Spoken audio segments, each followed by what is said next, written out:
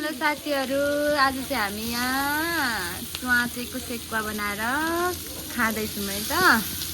ल हेर्नुहोस् साथीहरू, कस्तो राम्रो छ, कति मजाले पाकिरहेछ। यता पकाउँदै हुनुहुन्छ हाम्रो प्यारो भाइले, अनि यता हुनुहुन्छ हाम्रो सिस्टरहरू।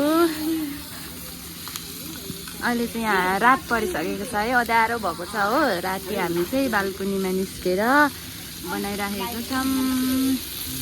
ल हेर्नुहोस् साथीहरू, कसलाई मनपर्छ पोर्कको सेकुवा। यता पनि हुनुहुन्छ हाम्रो बिग सिस्टर, सलुट हान्दै हुनुहुन्छ हो।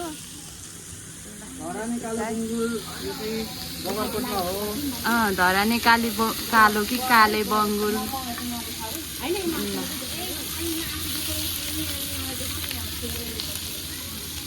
पल्टन चाहिँ भन्दा राम्रो मान्छेलाई पनि देखौँ होला।